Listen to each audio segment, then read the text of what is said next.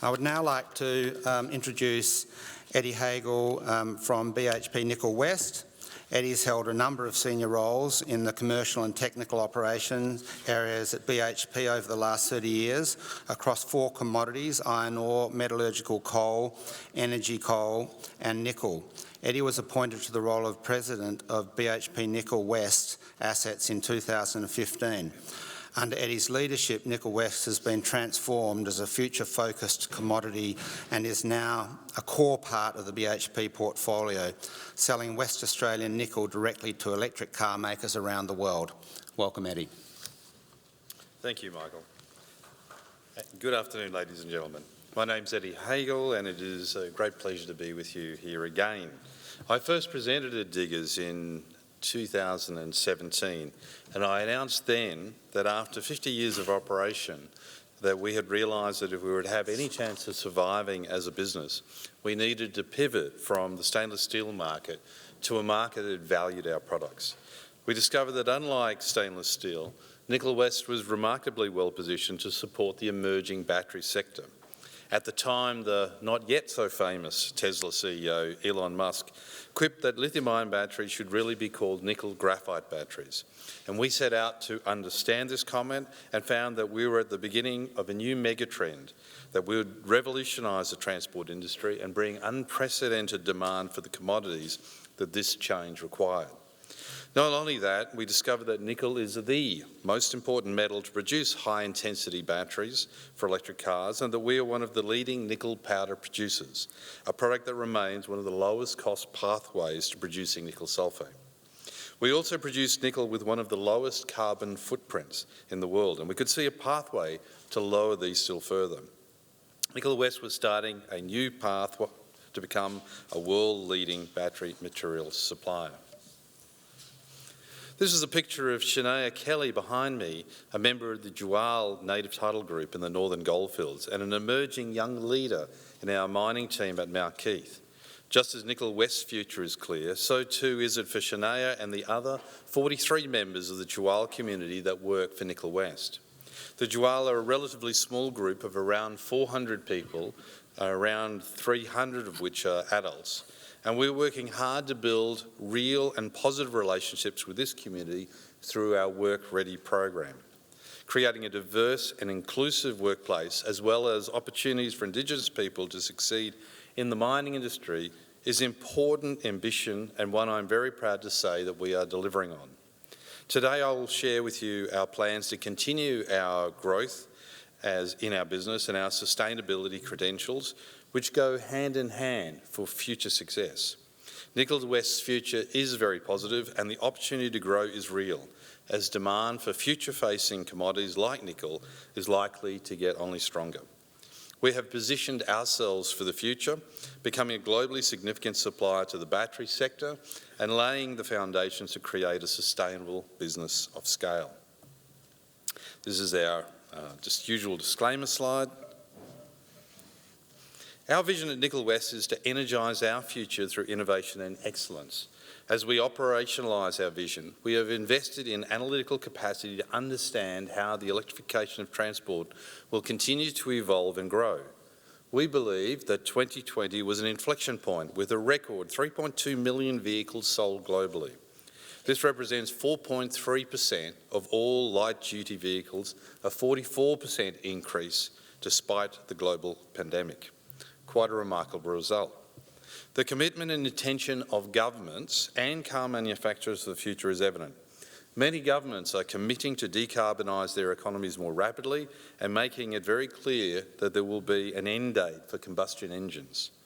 And manufacturers are investing in electric vehicle production lines more than ever before, with a vast array of new cars coming to market from the mid-2020s.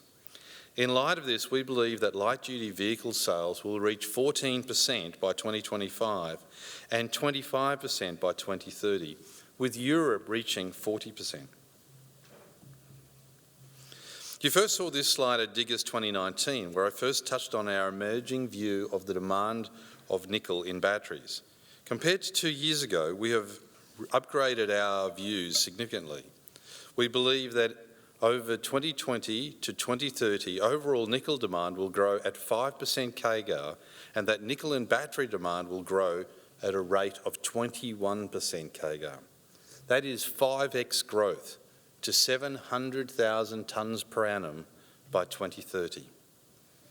Our view is formed by a few key facts. Firstly, nickel-rich cathodes remain the chemistry of choice. Secondly, within these nickel-based cathodes, the nickel content continues to increase. And finally, as nickel content increases, it offers better vehicle performance, longer driving range, and lower costs. Falling battery costs are making an electric vehicle a far more compelling purchase, and coupled with much lower running costs, underpin our growth expectations. Our view is that lithium iron phosphate batteries do have a role to play in the electric transformation, particularly in the small car segment and in particular in China.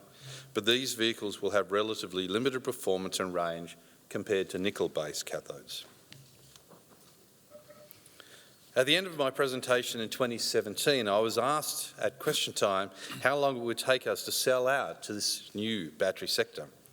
I thought that we could achieve 90% of sales to the sector within 5 years. With a year to go and sales sitting at 85%, I am confident that we are well on track to meet this ambition. The clear takeaway is that our transition from a stainless steel supplier to a supplier of nickel metal to the battery industry is all but complete. As electric vehicle sales take off and countries around the world continue to legislate the phase-out of internal combustion engines cars, attention has turned to the impact of mining the raw materials themselves needed for electric vehicle batteries.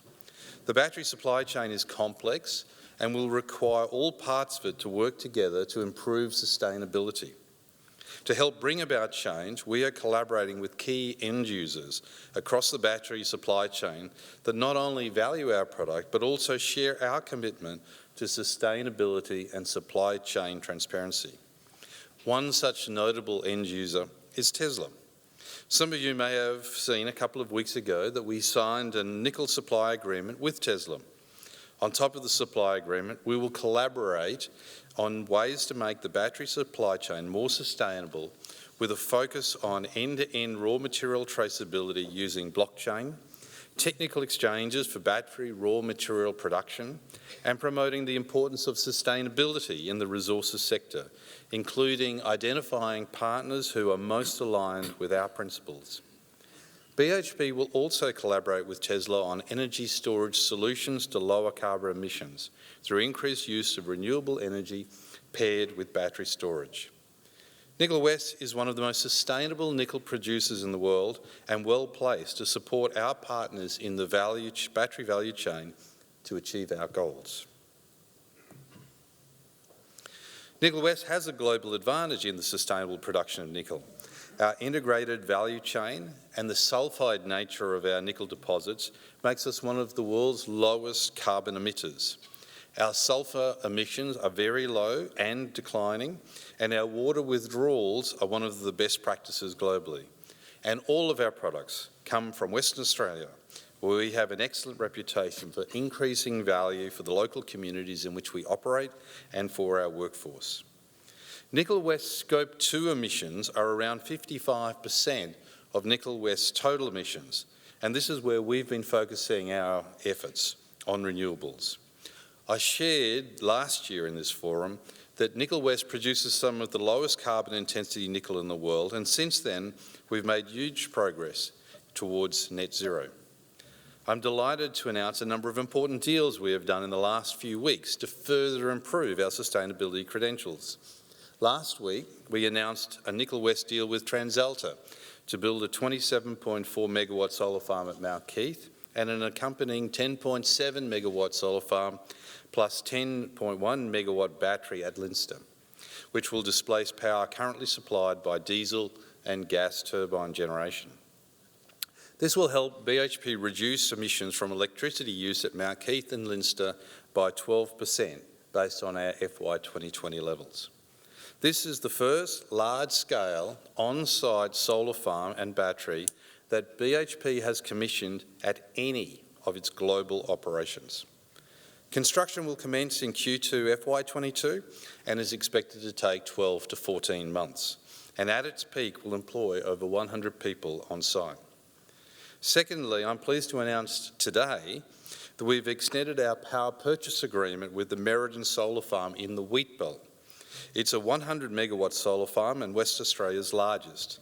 I'm pleased to say that from this week, Nickel West has in fact increased its offtake from 20% to 50%.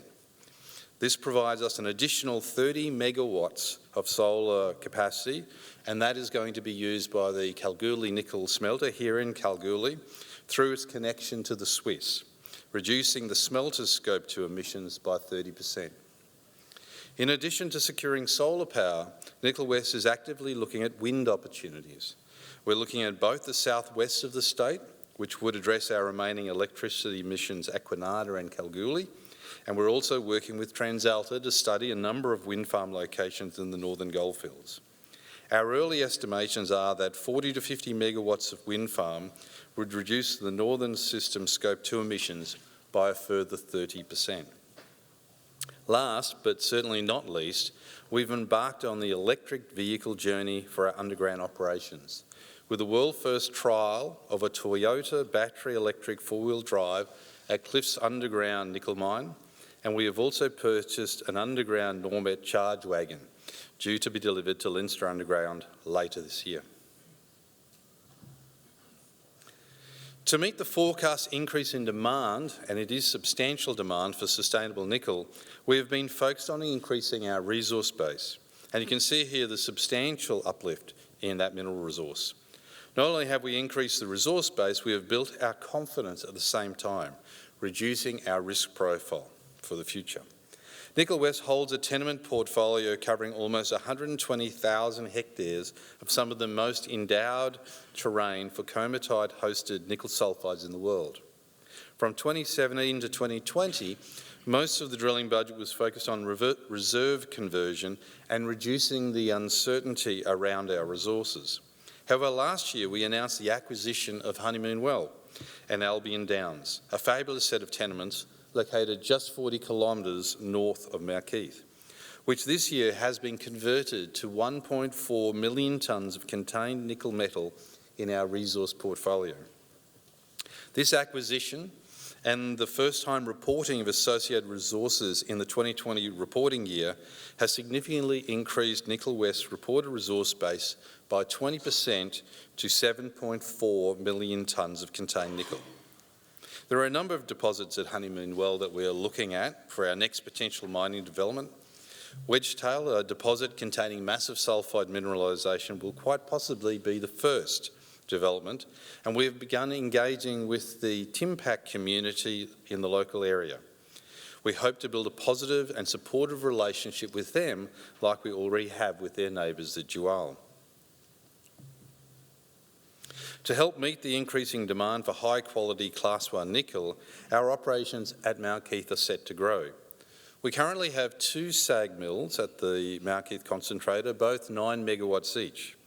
The Mount Keith concentrator expansion will involve installing a third and much larger 16 megawatt SAG.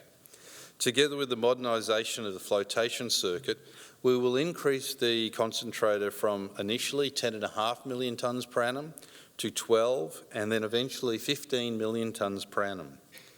The SAG has already been ordered from Metso Outotec as a pre-commitment as the project completes the final detailed design stage before execution approval at the end of this financial year. The other area we're looking at is flotation technology, which has materially advanced over the past decade. The modernisation of the Mount Keith concentrator offers the opportunity to materially improve recoveries from the ore bodies in and around Mount Keith.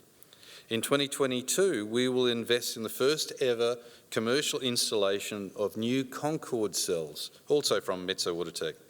Concord cells use high pressure flows of slurry into an impact zone to force the bubbles and particles to attach. This approach was invented by Professor Graham Jamieson of Jamieson Cell fame, who at the age of 85 continues to have an ongoing interest in this project. We've also committed to installing flash flotation into the Mount Keith concentrator's grinding circuits, with both circuits expected to be completed this financial year.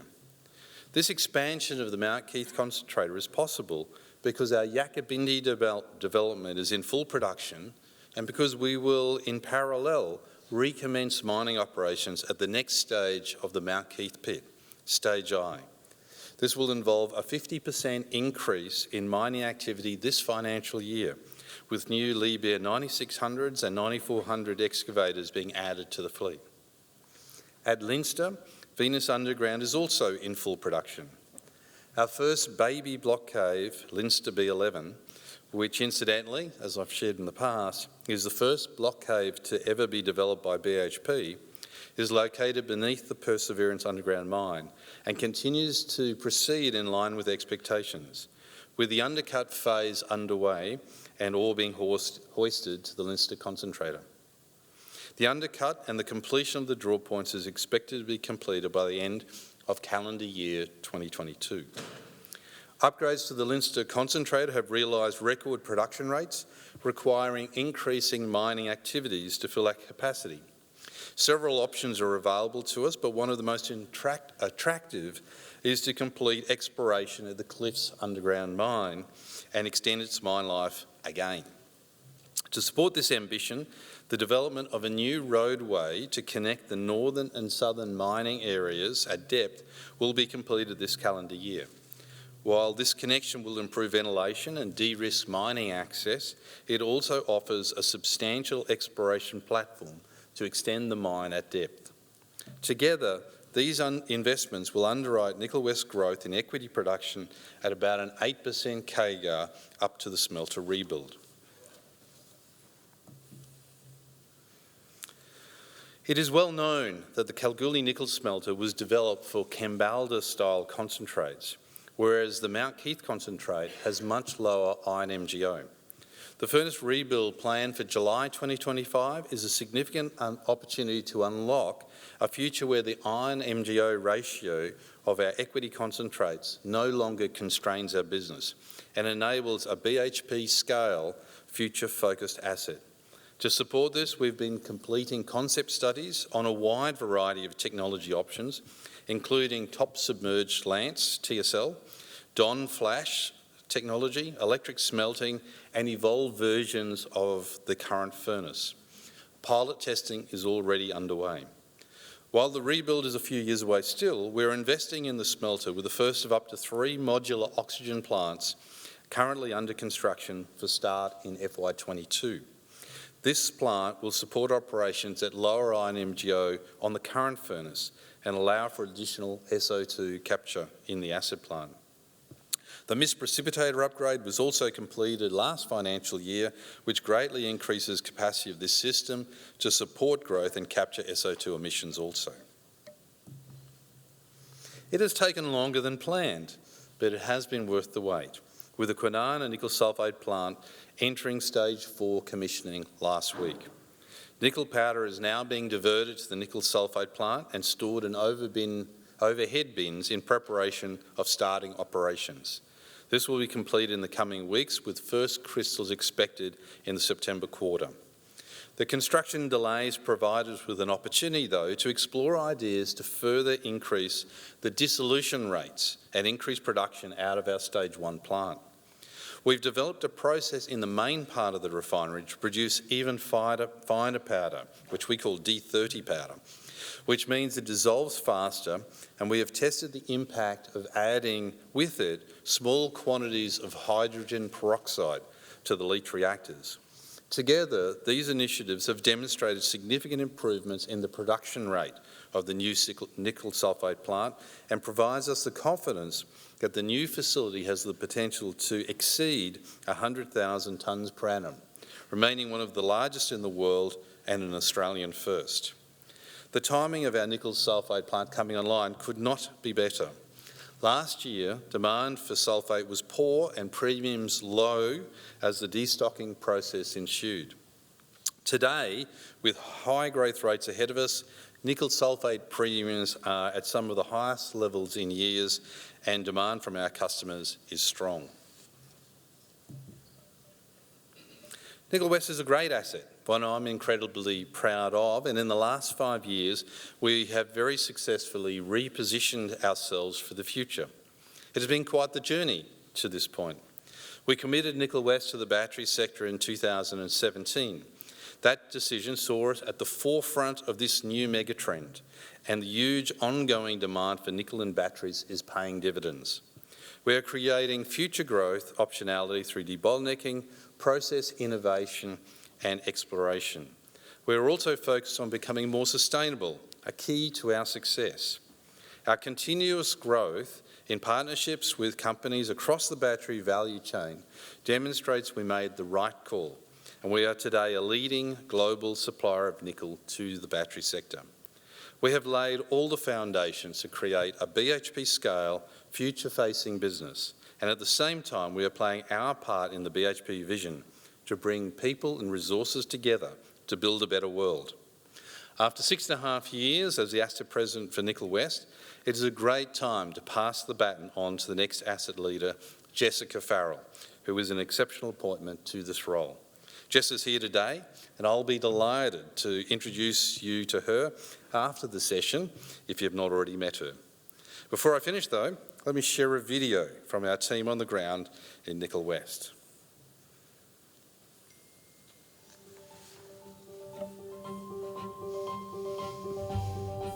Nickel West is an integrated business with mining, concentrating, smelting and refining operations, all based right here in WA.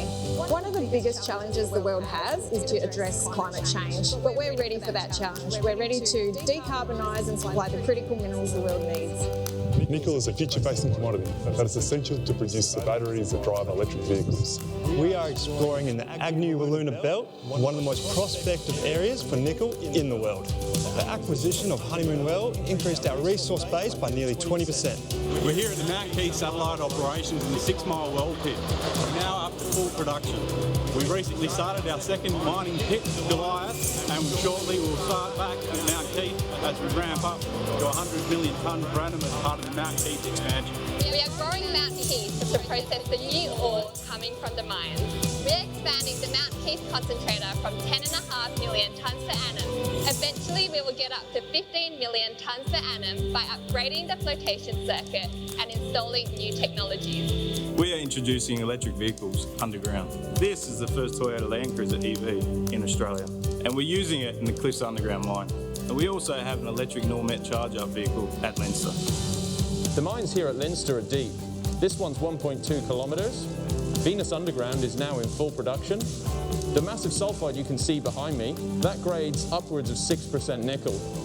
Leinster B11 is progressing the undercut phase. This is BHP's first block cave. We call it the baby block cave.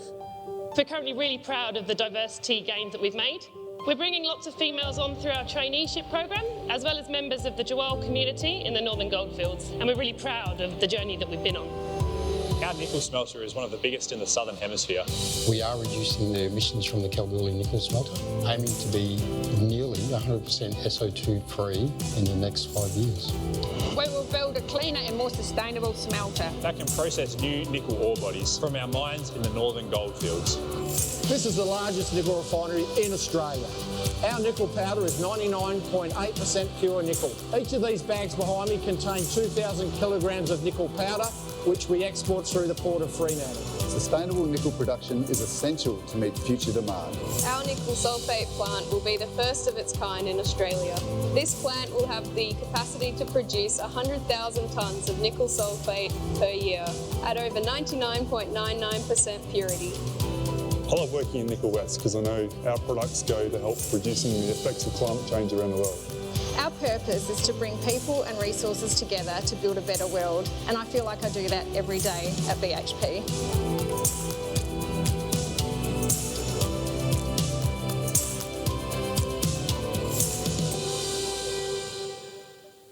Thank you.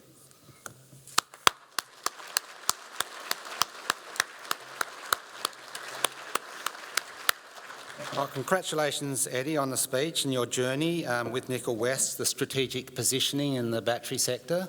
That's excellent. And I think we've got time just for one quick question. And I'll actually take it from the email that I've received from the Financial Review of all places. And of course, they want to ask a tricky one, which is, did you consider a vertical roller mill for Mount Keith rather than a SAG mill, given they better suit renewable energy? That is a tricky, good question.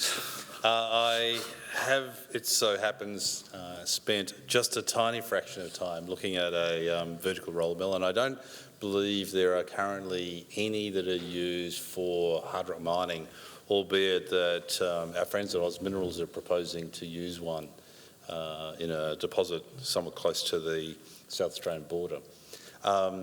It has potentially some improvements, but given that we already have several SAG mills, it just is a easier fit for us to use SAGs, and it's a well-known and proven technology for our application. Thank you for that answer, Eddie. And I just want to ask one quick question too. Sure.